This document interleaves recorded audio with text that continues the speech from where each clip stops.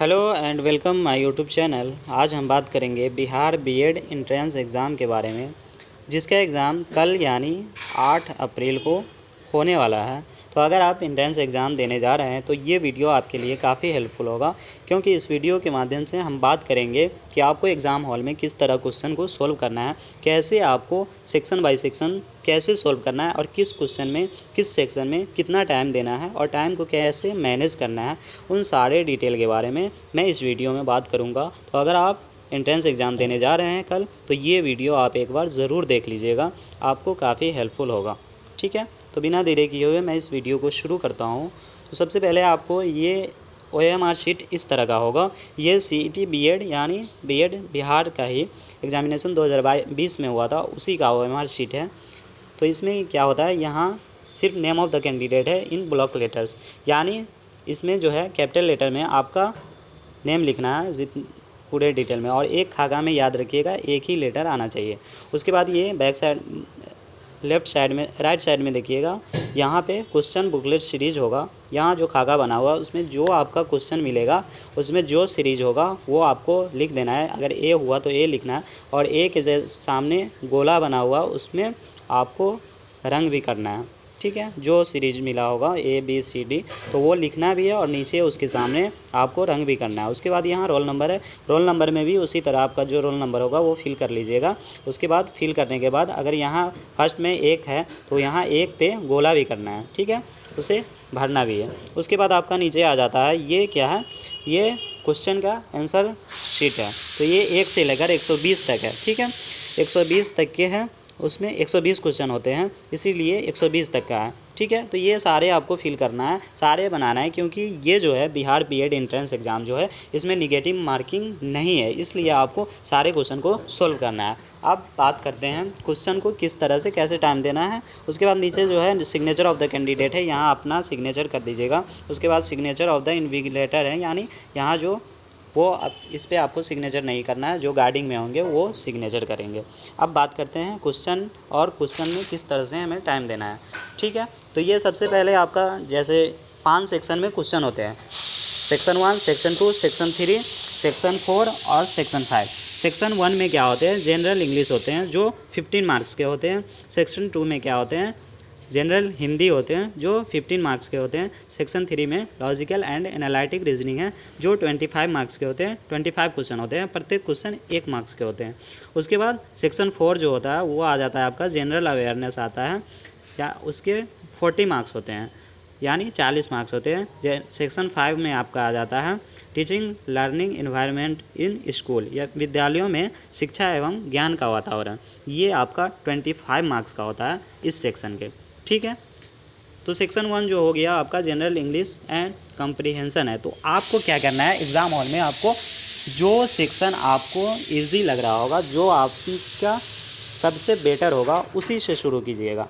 यानी अगर आपका समझ में जनरल इंग्लिश या हिंदी आपका उतनी अच्छी नहीं है तो आपको यहाँ ये लॉजिकल एंड एनालिटिक रीजनिंग जो है ये आसान सेक्शन होते हैं, आप यहाँ से शुरू कीजिएगा। और क्या करना है आपको एग्ज़ाम हॉल में ये ध्यान रखना है कि अगर आप एक सेक्शन को सॉल्व कर रहे हैं तो ये नहीं करना है कि मैं एक क्वेश्चन बना दिया उसके बाद उसे OMR शीट पे फिल कर दिया, एक बनाया एक को रंगने चले गए, तो ये गलती आपको नहीं करना है। एक सेक्शन आपको बना लेना है, एक सेक्शन में 25 क्वेश्चन होंगे, 15 क्वेश्चन होंगे, वो सारे आपको क्वेश्चन पे बना लेना है, फिल कर लेना है, उसका आंसर मालूम कर लेना है, उसको टिक कर लेंगे, बगल में जो क्वेश्चन दिया होगा उस पर आपको टिक कर लेना है।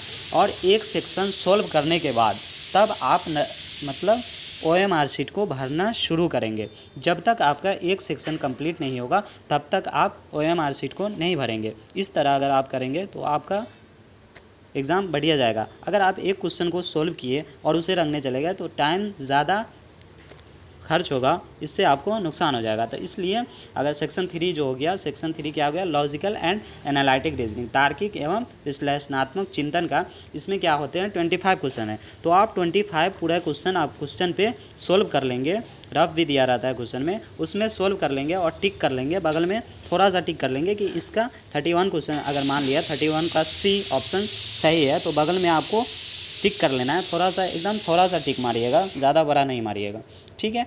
तो ये सॉल्व कर लीजिएगा 31 से 50 तक 55 तक होगा, 55 सॉल्व कर लीजिएगा, उसके बाद जाकर आप OMR शीट में फिल कर दीजिएगा, ठीक है। इस तरह से आप फिल कीजिएगा। उसके बाद जनरल अवेयरनेस का सेक्शन आ गया, ये सेक्शन को आपको छोड़ देना है। उसके बाद आपको ये सेक्शन को देखना है। जो सेक्शन आसान है उसको पहले टच करेंगे। सेक्शन 5 जो होता है teaching learning environment in school, यानी विद्यालयों में शिक्षा एवं ज्ञान का वातावरण। ये जो सेक्शन होता है ये आपके नॉलेज के मतलब स्कूल में आपको किस तरह का वातावरण देना है उससे रिलेटेड होता है। तो इस क्वेश्चन को अगर आप पढ़ेंगे तो उसके अकॉर्डिंग आपको सोल्व करने में आसानी होगा, यानी स्कूल में बच्चे को किस तरह का वातावरण देना है, किस तरह का नॉलेज देना है, ये अपने मेंटली से सोल्व कर सकते हैं। तो ये सेक्शन भी आसान होता है, 25 क्वेश्चन होते हैं इस सेक्शन में, तो इसको सोल्व करना है। इसको सोल्व करने के बाद अगर आपको मन है तो हिंदी के सेक्शन में जा सकते हैं, नहीं तो इंग्लिश के सेक्शन में जाइएगा। नहीं तो उससे पहले भी 40 क्वेश्चन है, जनरल अवेयरनेस होता है, यानी इसमें जीके जीएस होता है और साइंस से भी रिलेटेड क्वेश्चन होते हैं, तो इसमें जाकर आप सोल्व कर सकते हैं। ये जनरल अवेयरनेस का सेक्शन है, सबसे बड़ा सेक्शन यही है। तो 40 क्वेश्चन इसमें होते हैं, तो 40 क्वेश्चन आप सारे क्वेश्चन को पढ़कर सोल्व करने की कोशिश कीजिएगा। ये सब जीके जीएस होता है और साइंस से रिलेटेड भी क्वेश्चन होते हैं, ठीक है। तो ये सेक्शन हुआ, और उसके बाद जो होते हैं ये शुरू में हुआ, ये क्या है, जनरल इंग्लिश का सेक्शन है। जनरल इंग्लिश में जो होते हैं ये सारे डिटेल पूछे जाते हैं। उसके बाद जो ये 5 नंबर का जो होता है पैराग्राफ होता है। पैराग्राफ का क्या होता है, इस पैराग्राफ में ही क्वेश्चन का आंसर छुपा रहता है। यानी देखिए question number 5 to 9 read the following passage, ये जो पैसेज होता है इसी से क्वेश्चन बनते हैं और इसी में इसका आंसर होता है। तो पैसेज आप ध्यान से पढ़िएगा, पैसेज पढ़ कर ही इस क्वेश्चन को सोल्व कीजिएगा।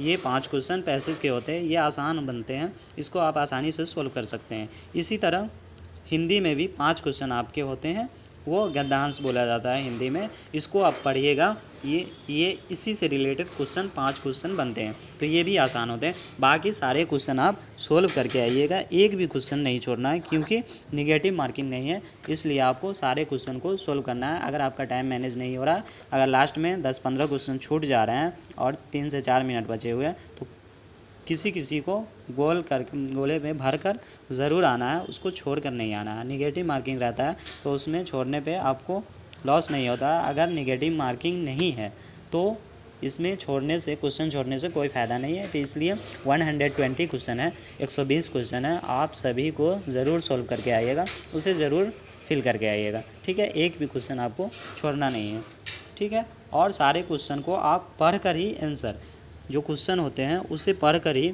चारों ऑप्शन देख कर ही आंसर देना है। बिना पढ़े हुए आप आंसर नहीं दीजिएगा, ठीक है। जब टाइम नहीं बचे तब उसके बाद आप बिना पढ़े जल्दी फिल कर दीजिएगा, अगर आपका क्वेश्चन ज़्यादा छूट रहा है तो, ठीक है। क्वेश्चन छोड़कर नहीं आना है, इस बात का ध्यान रखना है, ठीक है। उम्मीद करते हैं ये वीडियो आपके लिए हेल्पफुल होगा। अब मिलते हैं नेक्स्ट वीडियो में, ओके।